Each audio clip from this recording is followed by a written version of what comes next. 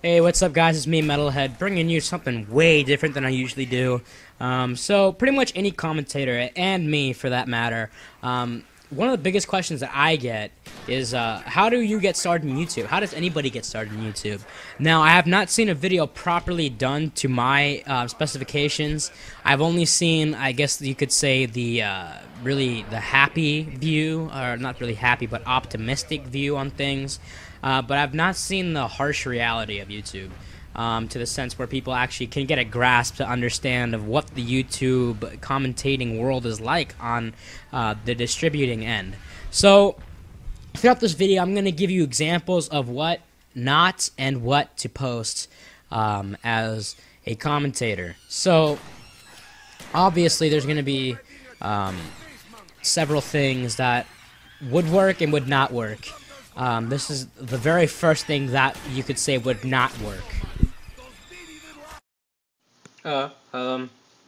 Hey guys, I got some Modern Warfare 2 gameplay for you, and I don't have a capture card, so I'm just gonna record with my shitty camera phone.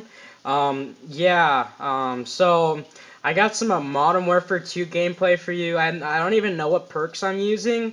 I'm not even really sure what the score is. But as you can see, I'm kind of camping. I'm trying to be smart here. And I don't even know what to talk about. Yeah. Well, obviously that was pretty bad if you couldn't tell. But basically what I'm trying to say here is that you need a capture card. So watch this footage right here, and this is how it's properly done. Hey guys, what's up? It's Metalhead bringing you a Nazi Zombies gameplay. So obviously you could tell I'm using only shotguns. I just want a little challenge in today's gameplay. So I believe I'm using the Stakeout and the Olympia. Don't ask me why I did this challenge. I just felt like it was the appropriate challenge at that time.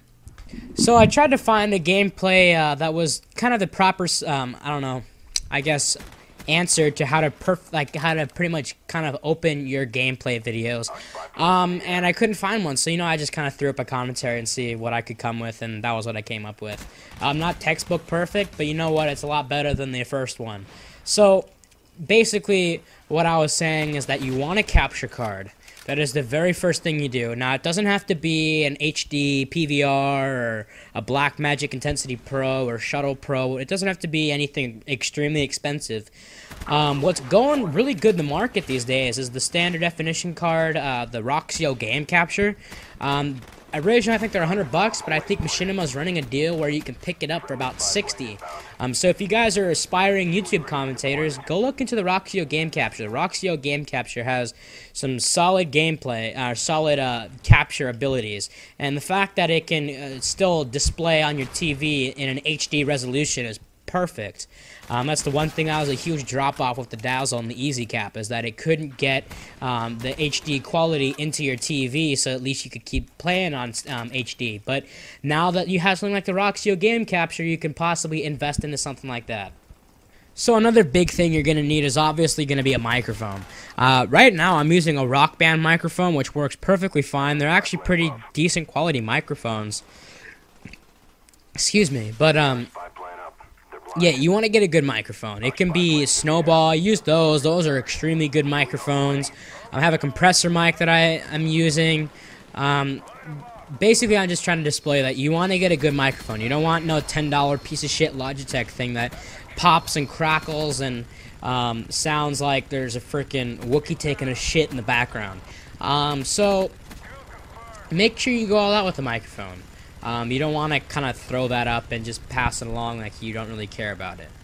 So with all that added up, the Roxio Game Capture is about $60, $100 if you don't get the Machinima discount.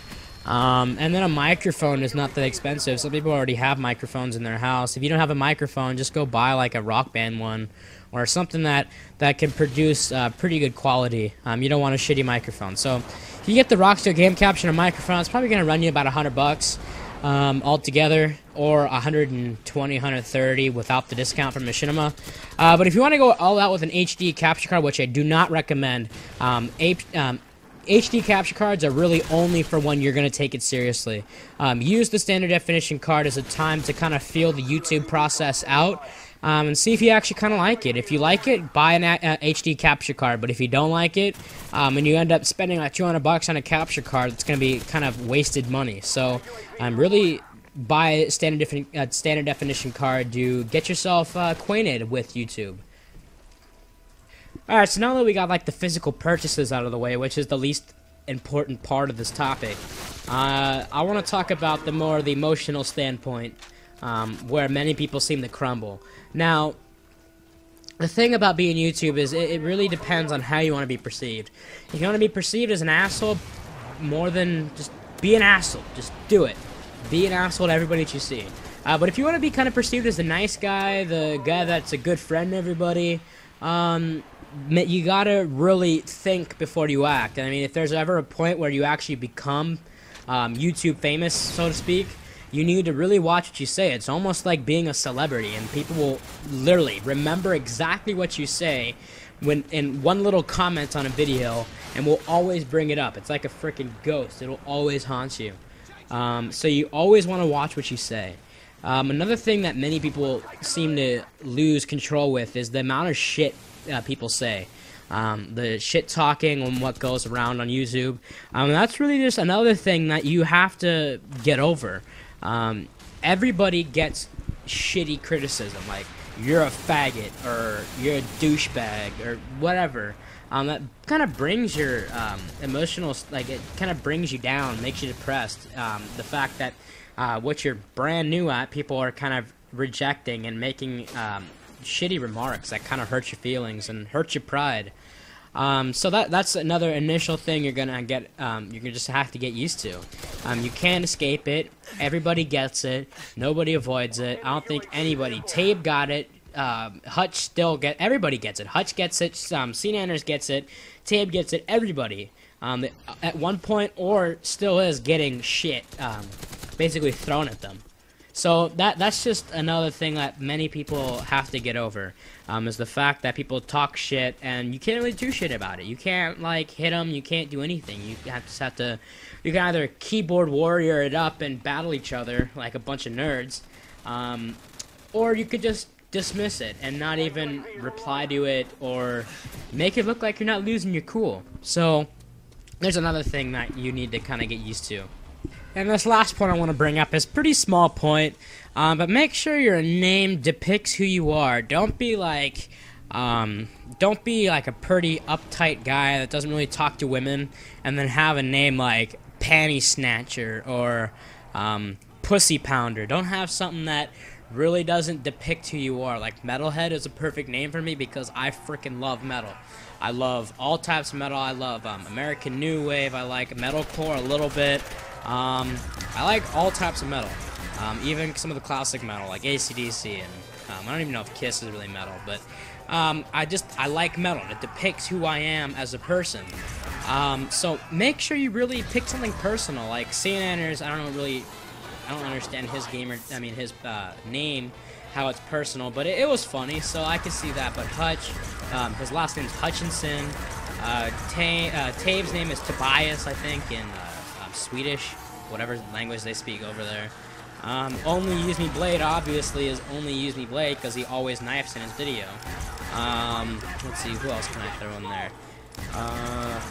Even Panda Bear, the manager of LGU, his name is obviously depicting that he likes pandas, and he always wears a panda hat in his little vlog. So obviously that depicts who he is as a person. I mean, he's not really a panda, but he likes pandas, and that's just what he chooses to be known as. So make sure you pick a personal name. Don't pick something that doesn't depict who you are. You don't want something like Thuggish Gangster when you're some white kid that hasn't even seen an inner city or lived with somebody from an inner city. So, yeah, I think that's good enough for this video. If you guys like this kind of stuff, please sub me up if you really want to. Check out my videos first, though, before you sub me, because I don't want to get any not loyal subs. And if this video helped you, please, we need more commentators. I mean, like, we need more level-headed commentators, is what I mean. We don't need 12-year-old commentators. I'm not hating against any of the 12-year-olds or 11-year-olds or 10-year-olds. It's just that it seems as though the commentators from 16 and up seem to have a little bit more of a level head than, say, somebody that's 12 or 13. So, please, if you want to be a commentator, really think about it. Make sure that you distinguish yourself from everybody else. Don't recycle the same old multiplayer gameplay that nobody really wants to see. It's all about something new that's refreshing and kind of makes everybody really want to watch you again. So yeah, my video is coming up to a close. If you like this, please check me out. But till next time, guys, I will see you later. Peace.